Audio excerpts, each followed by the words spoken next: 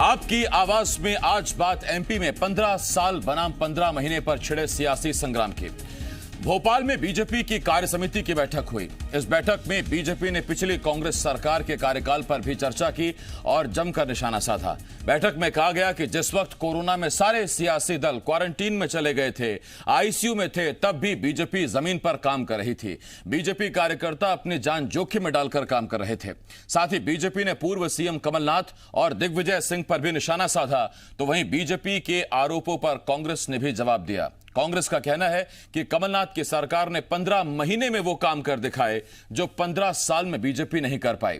कई सवाल हैं जिनके जवाब जानने की कोशिश करेंगे। खास पैनल भी हमारे साथ जुड़ेगा। तो आइए शुरू करते हैं आपकी आवाज।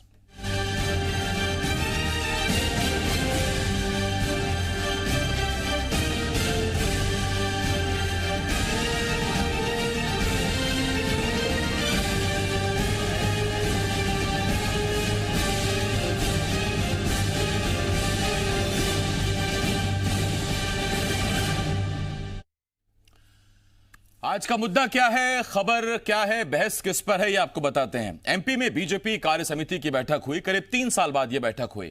बैठक में जहां कांग्रेस के कार्यकाल की चर्चा की गई, तो वहीं राजनीतिक और कोविड को लेकर भी दूसरा प्रस्ताव पारित किया गया। बैठक में चर्चा के दौरान कहा गया कि जब सभी राजनीतिक दल क्वारंटीन में थे, तब बीजेपी ने दोनों लहरों में काम किया। राजनीतिक प्रस्ताव में कहा गया कि कमलनाथ के प्रति जनता में गुस्सा था, आक्रोश था, जिसके कारण कांग्रेस सरकार गिर गई। कांग्रेस का वचन पत्र झूठ का खजाना था। बैठक में केंद्र और प्रदेश नेतृत्व कार्यकारिणी की सराहना की गई। बीजेपी के सभी नेताओं ने कोविड में अच्छा काम किया। इस दौरान कमलनाथ ने कोरोना को इंडियन वेरिएंट कहकर देश को अपमानित करने की कोशिश की। बीजेपी ने कहा दिग्विजय सिंह ने धारा 370 को लेकर सरकार का विरोध करते करते भारत का विरोध किया। बैठक में कहा गया कि कांग्रेस की दिल्ली की टीम ने एमपी कांग्रेस को टूल किट के रूप में इस्तेमाल किया।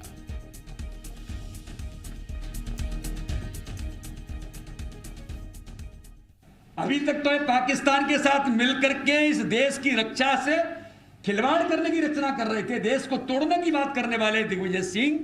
और अब कमलनाथ मानवीयता के खिलाफ भी खड़े हो गए। ये मानवता पर प्रहार है। अगर सरकार वैक्सीनेशन में रिकॉर्ड बनाती है तो पूरे देश को गुमराह किया जाता है। दिग्विजय सिंह, कमलनाथ और जयराम रमेश, इन लोगों के द्वारा ये इस देश के लिए, देश की सुरक्षा के लिए, मैं तो कहता हूं, कर्ज माफी के झूठे वादे के साथ कांग्रेस सरकार में आई थी और भी बहुत सारे झूठे वादे किए थे। पूरा वचन पत्र ही झूठ का एक पुलिंदा सा था। और खजाना खाली होने का रोना कमलनाथ जी हमेशा रोते रहते थे। मध्य प्रदेश की सरकार ने 52,000 करोड़ रुपए किसानों के खाते में डाले। कांग्रेस की वर्तमान भूमिका और इस आपदा के समय उनके द्वारा किया गया कुत्सित प्रयास निंदनीय है। कमलनाथ जी के नेतृत्व में, दिग्विजय सिंह जी के नेतृत्व में, और मुझे तो ऐसा लगता है कि दिल्ली का इनका नेतृत्व के निर्देशन इस तरह के चीजों के लिए किया जा रहा है। मध्य प्रदेश को टूल किट की प्रयोगशाला के रूप में इन्होंने उपयोग किया। इस तरह की मूल बातें इस राजनीतिक प्रस्ताव में थीं। बीजेपी की कार्य समिति की बैठक में कांग्रेस को निशाने पर लिया गया, तो वहीं कांग्रेस ने सरकार पर वार किया। कांग्रेस नेता भूपेंद्र गुप्ता ने बीजेपी को नेता चुराने वाली पार्टी करार देते हुए कहा, बीजेपी दूसरे पार्टियों के पले बड़े नेताओं को चॉकलेट का लालच देकर चुराती है। उन्होंने कहा कांग्रेस चुनाव को लेकर अपनी तैयारी कर रही है, इसीलिए दमोह का चुनाव जीते। बीजेपी अंगड़ाई लेकर हर काम करती है, हम शांति से काम करते हैं। उन्होंने आरोप लगाया कि 15 महीनों में कांग्रेस ने जो किया वो बीजेपी 15 सालों में नहीं कर पाई।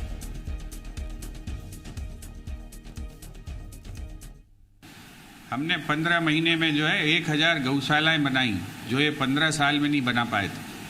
हमने जो है 27 लाख किसानों का कर्जा माफ़ किया, जो ये 15 साल में नहीं कर पाए थे। इन्होंने 2008 में वादा किया था 50,000 का कर्जा माफ़ करने का। हमने जो है नौजवानों को स्किल डेवलपमेंट का नया काम शुरू कराया और उसमें जो है लोगों को जोड़ा, रोजगार कराया। चोरी करवाते हैं और जो चोर दाएं तरफ भगते हैं तो ये बाएं तरफ दौड़ के कहते हैं पकड़ो पकड़ो पकड़ो पकड़ो पकड़ो पकड़ो, तो चोर भग जाते हैं। ये इनका मूल चरित्र है। ये जो है पले पलाए बच्चे चुराते हैं, खुद से लीडर पैदा नहीं करते, दूसरी पार्टियों के पले पुसाए जो बच्चे होते हैं उनको चॉकलेट दिखा के चुराते हैं। ये इनका दूसरा करैक्टर है। ये जो अभी सरकार को चोरी करने के बाद का जो इतिहास है भारतीय जनता पार्टी का, इस लेटेस्ट सरकार का। तो भूपेंद्र गुप्ता को आपने सुना, बीजेपी को बच्चा चोर बता दिया, कहा पले पुसाए बच्चे चुराते हैं चॉकलेट का लालच देकर। और तब जबकि वो ये बात कह रहे थे तो कार्य समिति की बैठक में सिंधिया का भी जिक्र हुआ, और जब जेपी नड्डा जुड़े वर्चुअली तो उन्होंने कहा कि देखिए सिंधिया की विचारधारा सही थी, इसीलिए वो बीजेपी के साथ चले आए। इधर कांग्रेस कह रही है कि चॉकलेट देकर बच्चे पार्टी चुरा लेती है बीजेपी। हमारे साथ दो खास मेहमान जुड़ रहे हैं, हमारे साथ डॉक्टर हितेश वाजपेयी साहब बीजेपी की तरफ से, इसके साथ साथ एमपी कांग्रेस की उपाध्यक्ष अर्चना जायसवाल जी हमारे साथ जुड़ रही हैं। बहुत बहुत स्वागत करता हूं मैं। वाजपेयी साहब आपका भी, अर्चना जी आपका भी। वाजपेयी साहब पहला सवाल तो आप ही से है। सर, अपने बच्चे काबिल नहीं कर रहे हैं, दूसरों के बच्चे चुरा रहे हैं। भूपेंद्र गुप्ता साहब कहते हैं कि चॉकलेट का लालच देकर दूसरों के पाले पोसे बच्चे उठा लेते हैं। देखिए, इसका मतलब कांग्रेस बच्चों की पार्टी हो गई है, और मुझे नहीं लगता राहुल गांधी नहीं हो पा रहे हैं। इसकी जो पुष्टि है भूपेंद्र जी ने कर दी है, क्योंकि भाई ये सब जो देखिए ये सब बातें ही बचकानी है अपने आप में। क्या आपको लगता है किसी को लॉलीपॉप दिखाने से कोई विधायक इधर से उधर होता है? क्या आपको लगता है कि वाकई में ये उनके बच्चे हैं पाले हुए, मतलब पैदा किए हुए उनके भी नहीं है, ऐसा कहना चाह रहे हैं? अच्छा वाजपेयी साहब, आपने तो कहा कि लॉलीपॉप दिखाकर विधायक इधर से उधर होते हैं, तो कुछ बड़ा दिया जाता है क्या सर? लॉलीपॉप से काम नहीं बनता? बस यहाँ पर आपने बहुत मजबूत बात कही, क्योंकि ये सब बहुत मैच्योर और बड़े लोग हैं। तो जब इनको अपना भविष्य कहीं दिखाई देता है, कहीं अंधकार में दिखाई देता है और कहीं उज्जवल दिखाई देता है, तो स्वाभाविक है आसिफ जी, मतलब इसमें कुछ छुपाने वाली बात तो है नहीं, वो स्विच ओवर करते हैं। भाई कमलनाथ जी के नेतृत्व में ना उनके काम हो रहे थे, डांटते अलग थे, दिन भर वो रेत माफिया शराब माफिया से गिरे बैठे रहते थे, उनके लिए टाइम रहता था, बल्कि एक ओएसडी भी उनका नियुक्त हो गया था। लेकिन विधायकों के लिए टाइम नहीं था, चलो चलो चलो चलो वाली बहुत कॉलम छपे हैं यहाँ पे आसिफ जी। तो आप तो क्या 4-5 स्टेट को कवर करते हैं, तो आपके पास समय कम रहा होगा उस दौरान। हम तो फुल फुर्सत में थे, साहब विपक्ष में भी थे, तो हम लोग इनको सुना करते थे बहुत ध्यान से। और जब ये नेग्लिजेंस के दौर में उन विधायकों को ऐसा लगा कि दिल्ली में भी उनकी सुनवाई नहीं है, और फिर उनके बाद उनको लगा कि यार हम इनके चक्कर में तो हमारी कॉन्स्टिट्यूएंसी चली जाएगी, हम जनता से जो वादे करके आए हम कुछ कर ही नहीं पाएंगे, बिजली सड़क पानी और बाकी जो बातें वो तो धरी की धरी रह गई। तो स्वाभाविक है कि उन्होंने एक फैसला लिया।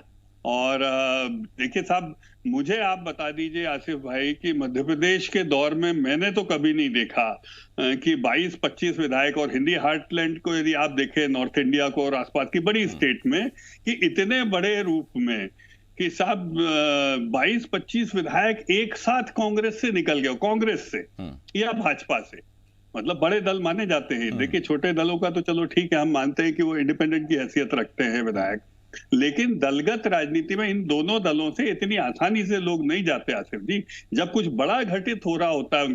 अच्छा, ये भी कौन लोग हैं आप इनको देखिए। आप सिंधिया जी 18 साल से आप सोचिए, he was a very senior congressman, जो राहुल जी के मित्र भी हैं। तब भी सोचिए राहुल जी उनसे कम्युनिकेट नहीं कर पा रहे हैं, उनकी बात नहीं समझ पा रहे हैं। तुलसीराम सिलावट जी को ले लीजिए, गोविंद राजपूत को ले, साहब इनकी पूरी जिंदगी हो गई कांग्रेस में काम करते करते। तो ये उसी तरीके हैं जैसे शरद पवार जी एक समय में हुआ करते थे, ममता बनर्जी हुआ करती थी, अब गुलाम नबी आजाद साहब भी मुझे लग रहा है कि कहीं ना कहीं वो महसूस कर रहे हैं इस बात को। सलमान खुर्शीद साहब रोज वो G23 जिसको आप बोलते हैं ना, उसमें से एक कम हो गया, 22 हो गया। जितेंद्र प्रसाद जी हमारे यहाँ आ गए। तो देखिए साहब, उनकी तो सोचिए तीसरी जनरेशन हैं। सचिन पायलट साहब है, उनकी दूसरी, क्या आप रोज खबरें करते हैं आसिफ जी, तो ये क्या लॉलीपॉप की कहानी है? अच्छा, क्या मलाई क्या गांधी परिवार ही खाएगा? उनके द्वारा ये खास बात ये देखिए कि वाजपेयी साहब ने उन नेताओं की तो लिस्ट गिनाई दी जो आ गए हैं, इसके साथ साथ धीरे धीरे वो उन नेताओं की तरफ भी इशारा कर रहे हैं जो या तो पार्टी से नाराज चल रहे हैं या जो शायद लॉलीपॉप से फिलहाल नहीं मान रहे। मैं लौटता हूं उस पर वाजपेयी साहब आपके पास। अर्चना जी अवसर है उनका। हाँ अर्चना जी आपके पास आ रहा हूं। अर्चना जी देखिए, गंभीर कांग्रेस के इसलिए है क्योंकि 15 महीने की सरकार रही, ठीक है, आपकी सरकार चली गई, वापसी बीजेपी की हुई, लेकिन अब जो जनता में बीजेपी संदेश पहुंचाने की कोशिश कर रही है कि इंजेक्शन का विरोध करते करते, 370 का विरोध करते करते कांग्रेस के सीनियर लीडर देश का विरोध करने लगे, तो ये जो देश विरोधी छवि बनाने की अब कोशिश की जा रही है कांग्रेसी नेताओं की, ये छवि कैसे साफ करेंगे?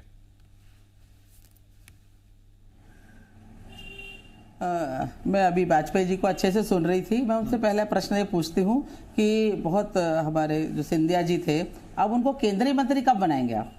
आपके पास आए, आप उनको बहुत ऊंचा समझते हैं, आपकी विचारधारा का समझते हैं। हम कब से राह देख रहे हैं कि जिस कारण से सभी लोगों को वो लेके गए थे, जिन लोगों को लेके गए थे वो उनके समर्थक थे, क्योंकि यदि वो कांग्रेस के होते तो वो कांग्रेस पे रुकते और वो चले गए। दूसरी बात, जो अभी आज आपकी कार्य समिति की बैठक के लिए बताया गया कि आज उसके लिए हम और आप चर्चा कर रहे हैं, कार्य समिति में सिर्फ आप कांग्रेस की बातें कर रहे थे। क्या आपको कोविड का नहीं पता कि क्या नजारा हो गया पूरे मध्य प्रदेश में? क्या रेमडेसिविर की कितनी कालाबाजारी हुई, इंजेक्शन दो ही चीजों पर बात हुई, एक कोविड एक कांग्रेस, है ना। इन सब बातों पर चर्चा नहीं हुई। हाँ, और दूसरा चीज ये है कि कांग्रेस की बातें कर रहे थे आप, क्या आपने मीटिंग कमलनाथ जी और दिग्विजय सिंह की बुराई करने, निंदा प्रस्ताव के लिए बुलाई थी बैठक, कि आपने काम करने के लिए? पूरे भाजपा की जमीन खसक चुकी है, जनता सच समझ चुकी है और ये भाजपा अच्छे से समझ गई है। आने वाले चुनाव में उनका नतीजा उनको मिलेगा, इसीलिए मीटिंग बुलाई गई है कि आप बताएं कि अब कैसे अब कांग्रेस की छवि को बिगाड़ा जाए। कांग्रेस कई साल पुरानी पार्टी है और उसका मजबूत धरातल है, और बिल्कुल आपने जो यहाँ बोला था कि सब नेताओं को, चाहे वो उत्तर प्रदेश हो, वहां से अभी ले जहां जहां चुनाव होता है वो देखते हैं कि कांग्रेस का कौन सा मजबूत नेता है, उसको बुला के ले जाते हैं। आपके पास कुछ है ही नहीं तभी ले जाते हैं। सरकार भी आपकी हमारे नेताओं पर टिकी हुई है जो यहाँ पले बढ़े। अब वाकई आपने लॉलीपॉप दिखाई या क्या दिखाया, तो काम करने वाले तो जो थे। नहीं तो अर्चना जी, पार्टी के नेता अनुशासित क्यों नहीं है, ये संकल्पित क्यों नहीं है पार्टी के प्रति? इतनी पुरानी पार्टी के साथ फिर नेता क्यों नहीं रहना चाहते? कहीं ऐसा तो नहीं कि जिस तरफ हवा दिखती है फिर उसी तरफ पत्ते भी उड़ जाते हैं हवा देखते हुए? जी नहीं, आप देखिए, चाहे जहां चुनाव होते हैं, हरियाणा में चुनाव होगा तो उसके ऊपर निगाह रहती है, गोवा में चुनाव, इनकी जहां जहां सरकार बनी, चाहे असम में क्यों ना बनी हो, आप देख लिए उसका बेसिक नेचर कांग्रेस का है। और आने वाले दिनों में उनको सच्चाई पता चलेगी और कहीं ना कहीं वापस आएंगे। और दमों का रिजल्ट आपको नहीं बताता है कुछ क्या? दमों में तो इनका पूरा सरकार लगी हुई थी, उसमें तो क्या किरकिरी हुई है भाजपा की, आपको मालूम है। जयंत मलैया तक पे आपने आरोप लगा दिया, वो तो आपके बहुत वरिष्ठ सीएम लेवल के कद्दावर नेता थे। आप ये देखिए कि हमारे ब्रजेंद्र सिंह राठौर, हाँ, कलावती भूरिया, ये सब विधायक थे। आप बोल रहे हैं कांग्रेस ने कोविड में कुछ नहीं किया, हमारे विधायक काल कवलित हो गए। हमारे मांडवी चौहान प्रदेश के अध्यक्ष, ऐसे न जाने, चाहे वो भाजपा के गए हो चाहे हमारे कांग्रेस के लोगों के मैं नाम गिना रही हूं, सब ये कोरोना के दौरान ही हमारे बीच में अब नहीं रहे हैं, उनको श्रद्धांजलि देते हैं। आज कार्य समिति में ये बात होनी चाहिए, आने वाला दौर, वैज्ञानिक भविष्यवाणी कर रहा है कि तीसरी लहर आने वाली है। हमारी क्या तैयारी है निचले स्तर पर, कितने हमारे ऑक्सीजन प्लांट लग गए हैं, क्या दवाइयों की तैयारी है, क्या अस्पतालों की तैयारी है? अर्चना जी ये कह रहे हैं कि कार्य समिति की अगर बैठक हो रही है तो कांग्रेस की बात करने की बजाय कम से कम तैयारियों पर बात कीजिए। विपक्ष की बड़ी वाजिब मांग है। वाजपेयी साहब, मैं आपके पास आ रहा हूं। जब दो ही पॉइंटर रखे गए इस मीटिंग के, एक कोविड एक कांग्रेस, तो शायद कांग्रेस तो फिलहाल अभी जानलेवा नहीं है लेकिन कोविड जानलेवा है, तो कोविड पर ज्यादा फोकस होना चाहिए था, अर्चना जी की ये मांग है। देखिए, अर्चना जी ने बिल्कुल ठीक कहा और she is also very senior Congress में, मैं उनका बहुत सम्मान करता हूं, तो उन्होंने कोई गलत बात नहीं कही है। पर एक देखिए, मेरे लिए भाग्य की बात है कि आसिफ जी आप यूपी को बहुत करीब से देखते हैं और वहां का भी पूरी एंकरिंग करते हैं, साथ साथ में आपको भी ट्रैक करता हूं। तो आप देखिए, अर्चना जी ने क्या कहा कि जहां जहां चुनाव आते हैं वहां से हमारे कद्दावर नेताओं को आप ले जाते हैं। तो मतलब आप देखिए, अर्चना जी के वाक्य पर गौर करिएगा, क्योंकि जितिन जी जब गए तो इन्होंने कहा, क्या कहा था मध्य प्रदेश के हैंडल से कि वो क्या कूड़ा और कूड़ादान कुछ ऐसी बोला था ना कुछ। तो आप सोचिए दोनों में कितना अंतर है। तो मैं तो कांग्रेसमैन या सीनियर कांग्रेस पर्सन अर्चना जी को मानूंगा, जो कम से कम अपने साथी का सम्मान तो करते हैं। यही काम तो कमलनाथ जी नहीं कर पाते। कमलनाथ जी ने क्या ट्वीट कराया कि नहीं, वो तो बेकार थे, वो तो किसी काम के नहीं थे और ठीक जगह चले गए। कमलनाथ जी के साथी क्या बोलते हैं, सिंधिया जी तो अच्छा हुआ चले गए। वही देखिए, मैं इसीलिए अर्चना जी का सम्मान कर रहा हूं कि कम से कम वो इस बात को स्वीकार तो करती हैं कि कांग्रेस के कद्दावर नेता जा रहे हैं। कद्दावर नेता, छोटे में नहीं, मोटे नहीं, तो ये बात कंसर्न की होना चाहिए। उनका अपना तरीका है कहने का, मेरा अपना तरीका हो सकता है। जी देखिए, कोई प्रॉब्लम तो इसका मैं हमेशा से कायल रहा हूं, मध्य प्रदेश के प्रवक्ताओं की सियासत की इस जुबान का मैं हमेशा से कायल रहा हूं कि यहाँ कम से कम निजी हमले या उस तरह की तरहीन चीजें नहीं होती। लेकिन तब जबकि आप हितेश जी ये बात कह रहे हैं कि अपने ही साथियों को कूड़ा बताया गया या बिना आधार का नेता बताया गया, उनका सम्मान नहीं हुआ। यूपी का जब आपने जिक्र किया तो एक चीज मैंने वहां बड़ी पाई, और वो ये कि पंचायत चुनाव में बीजेपी को अगर वहां वोट कम मिले या समाजवादी पार्टी वहां आकर खड़ी हुई तो उसकी एक बहुत बड़ी वजह थी पैराशूट उम्मीदवार जो बाकी पार्टियों से या बाकी दलों से बीजेपी लाई थी। दमों में भी कमोबेश यही स्थिति हुई, और मलैया परिवार का वो राजनीतिक गढ़ कैसे एक कांग्रेसी को पहले सौंपा गया, हालांकि बाद में आपकी पार्टी के हो गए थे। कहीं ऐसा ना हो सर कि ये जो कांग्रेस के पले पुसाए बच्चे हैं भूपेंद्र गुप्ता के मुताबिक, ये आपकी पार्टी में इतने हो जाएं कि आपके जो अपने नेता हैं वो खुद को कहीं दोयम दर्जे का मानने लगे, और दमो शायद उसका एक उदाहरण था।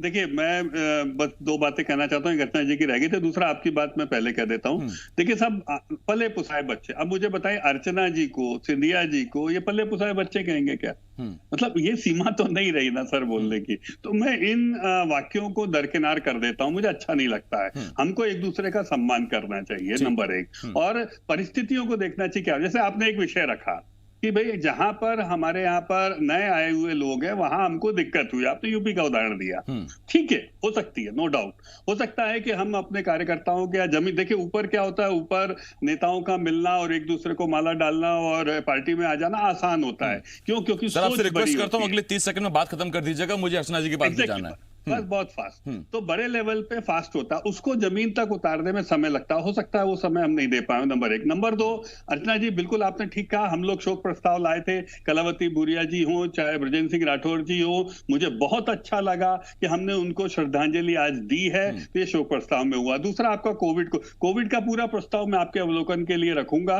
मैं भेजूंगा, मैं तो चाहूंगा उसको आप जरूर देखें। और मैं आपका कायल हूं कि आपने, मैं बहुत रेयरली ऐसा बैठ पाया हूं आसिफ जी कि उन्होंने सुझाव की बात कही है कि भाई पीएसए प्लांट कैसे लग सकते हैं, उसकी अपडेट आना चाहिए, वैक्सीनेशन की, हमने इस सब पे चर्चा की है और वो कोविड के प्रस्ताव में है। तीसरा प्रस्ताव हमारा राजनीतिक था, क्योंकि राजनीति पे चर्चा करना अर्चना जी थोड़ा रोचक होता है, इसीलिए फिर उसमें कमलनाथ की भी एंट्री हो गई, उसमें दिग्विजय सिंह की एंट्री भी हो गई। मैं लौट रहा हूं वाजपेयी साहब के पास। अर्चना जी आपके पास आ रहा हूं। अर्चना जी देखिए, आपके पास प्लस पॉइंट ये है कि अब आपकी सेकंड बेंच को आगे आने का मौका मिल रहा है, क्योंकि फर्स्ट बेंच में बहुत सारे नेता बीजेपी चले गए।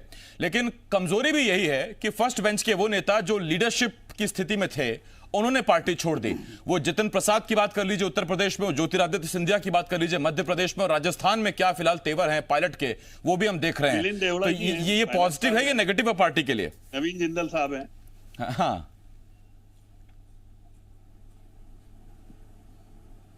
आप जो बोल रहे थे अभी विजय वर्गीय जी, राजनीति की बात होती है तो रोचक होती है, राजनीति मेरे लिए सेवा का क्षेत्र होता है। मैं आप सबसे ये पूछना चाहती हूँ कि 1 लाख की सहायता कितने लोगों को मिली, और कितने बच्चे जो जिनके माँ बाप अभी नहीं रहे हैं उनको कैसे सहायता हम दे रहे हैं, ये चीज। दूसरा कि जो जितना पेट्रोल डीजल के भाव पूरे मई और जून में 17 बार बढ़े और फिर भी बढ़ रहे हैं। और दूसरा संपत्ति कर को कम किया जाए, पूरी दुकानें बंद थी तभी बिजली के बिल बहुत सारे आए। तो ऐसी कई सारी चीजें हैं जिनको हमको नहीं। अब आप वहां देखिए, आप अभी आप ये सब चीजें ज्यादा काम की हैं। यदि आप पार्टी की छवि अच्छा बनाना चाहते हैं तो आपको नगर निगम चुनाव में ही आपको रिजल्ट मिल जाने वाला है, क्योंकि सच्चाई लोग जान चुके हैं। और आप जो बात कर रहे हैं कि मिलिंद देवड़ा, आप हमेशा यही देखते रहते पूरे इंडिया में क्या कांग्रेस में चल रहा है। आप भाजपा अपने गिरेबान में झांक के देखिए कि क्या चल रहा है, कैसे क्या कार्यकर्ता उनके कितने दुखी हैं। जमीन पर नगर निगम और मंडलों में लिया जाएगा कि नहीं, कि आप यूपी अभी कवर कर रहे थे, मैं आपको ट्रैक कर रहा था। तो वाजपेयी साहब अपडेट रहते हैं, ट्रैक करते रहते हैं यहाँ वहाँ। लेकिन हाँ, इतना जरूर है कि कितने, हाँ अर्चना जी इतना जरूर है कि नेता हैं तो पार्टी रहेगी, और अगर सीनियर नेता जो कई साल से अगर वो पार्टी में रहे तो कार्यकर्ताओं को मनोबल बना रहता है। बाकी शुभकामनाएं आपको भी हैं अर्चना जी, और शुभकामनाएं वाजपेयी साहब आपको भी। कांग्रेस में नेता है मैडम, कांग्रेस एक समुद्र है। हाँ नहीं, देखिए सवाल मैंने इसीलिए आपसे पूछा था कि सेकंड बेंच आ गया उसको कितना फायदा होगा। आपने पेट्रोल डीजल और कोविड का मुद्दा उठाया, ठीक है वो भी बहुत अहम है, लेकिन सवाल मैंने आपसे इसीलिए वो पूछा था जो मैं चाहता था कि आप उस पर आए। अब वक्त मेरे पास खत्म हो गया। धन्यवाद अर्चना जी, धन्यवाद वाजपेयी साहब, बहुत शुक्रिया आपका हमारे साथ जुड़ने के लिए।